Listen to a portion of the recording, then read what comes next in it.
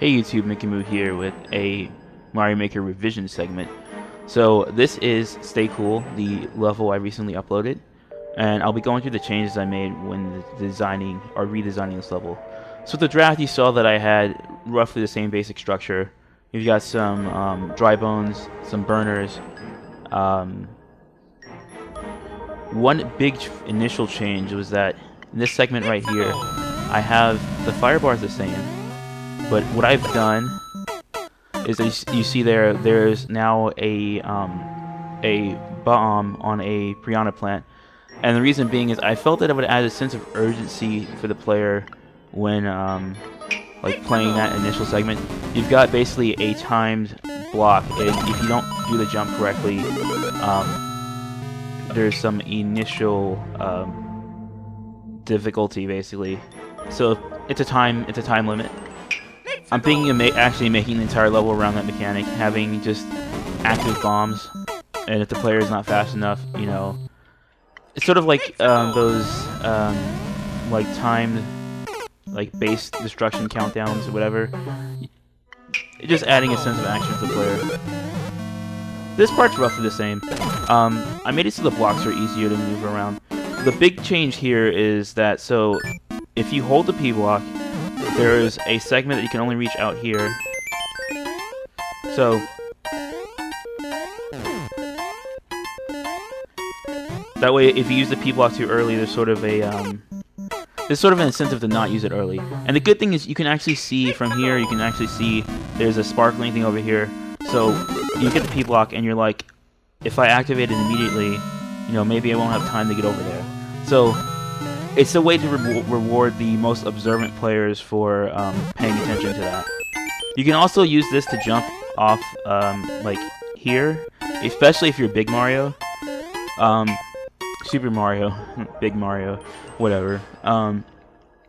This block right here has a conditional Tanuki leaf, or I don't know what to call this. Apparently Tanuki is referring to the statue Mario, but I thought Tanuki in general just meant raccoon. So I guess I've been misusing that term. I've not really played SMB3. Anyway, I decided to have these throughout the entire level because this part here, making the jumps can be kind of difficult. So I understand that. The fourth arrow here I decided to keep as just bombs. So they're not timed, but one of the fire bars I think might light the bomb here. The other thing is this other plant is actually shooting fire, so the one behind it will ignite this bomb right here. So by the time you get there, one of the bombs will be lit, but the jump is close enough that you can actually make it without having to worry about that.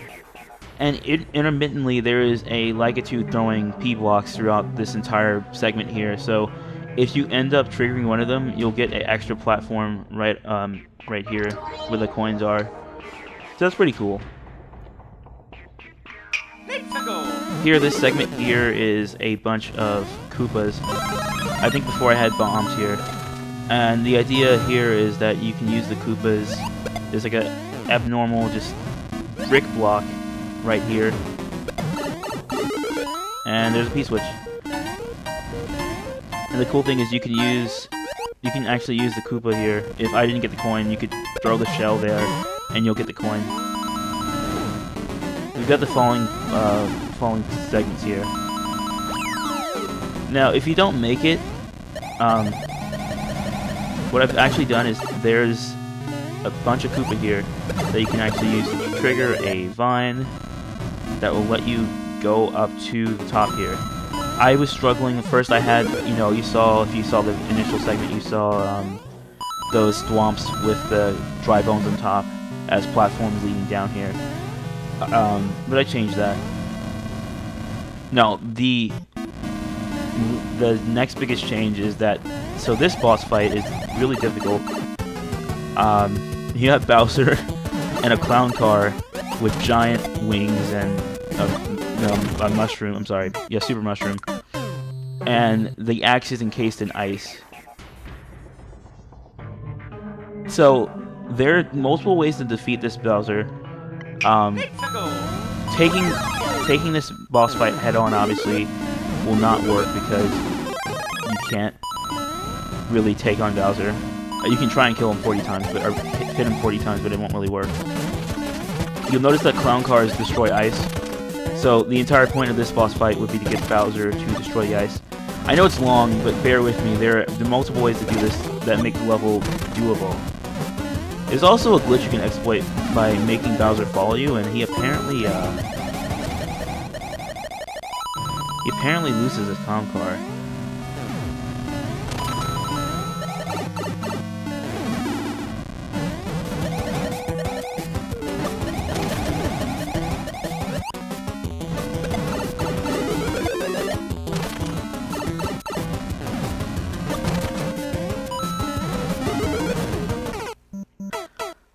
Anyway, so the idea is that you're supposed to.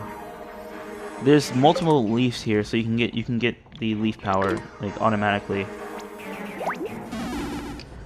The idea here is that you're supposed to, and I know it's convoluted, but just bear with me.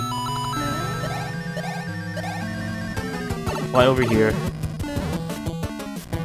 There's a Bowser Jr. here.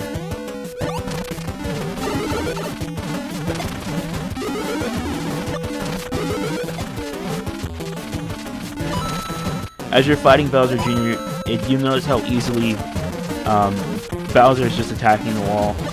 He's just destroying that wall for you, that wall of ice. You don't have to even worry about anything. So the point of this is that Bowser Jr. is the real boss here. But, and this is more interesting, if you get all the keys, this door right here will lead you to here, which has its own little secret.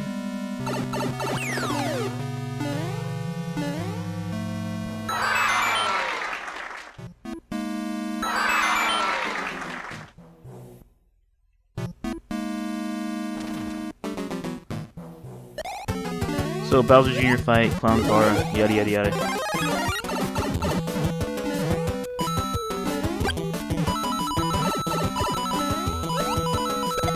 So anyway, defeating Bowser Jr. here will let you go up this pipe. And then this pipe leads to...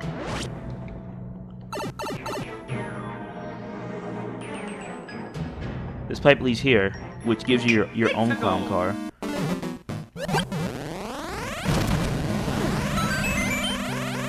And so with the clown car, you have the decision to either fight Bowser head-on, you know, in a clown car to clown car match. You can try and destroy the ice yourself. It's kind of hard, but you can have Bowser chase you throughout the level. I don't know why you would do that. Or you can kind of just go back here and do what I did with basic Mario, not basic Mario, but what I did without the clown car. And you can just have Bowser sort of attack you here while you fight Bowser Jr. in the clown car.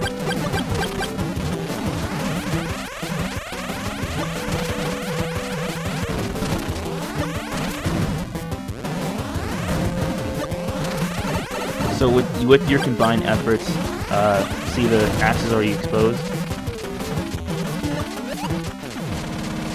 So this is a pretty easy boss battle. It's just not intuitive how to approach it at first. But I felt that this giant sheet of ice made the level more fun, especially with the just stay cool aspect. You know, someone sees that, they kind of freak out. But if you think creatively, it's sort of like a puzzle. Although, now that I think about it, and I mean I've been thinking about it, the area is kind of narrow. I kind of wish I had spread it out, but I'm thinking either I'm going to do a redesign of this level at some point, or maybe just use that concept in a different level. But anyway, those are the major changes to this level. I think the core of the level is the same, but there's obviously some minor differences. There's 5 coins now, so you have to take note of that. Most of them are around this bullet bill blaster, so they're pretty noticeable. The only one that's tricky is the one here, but like I said, if you're paying attention, you could kind of see it from the edge here. So that's that. Anyway, guys, hope you enjoyed this. If you didn't see the original level, you can watch a recording of me building it from scratch. Anyway, guys, take care, stay cool. See you guys next time.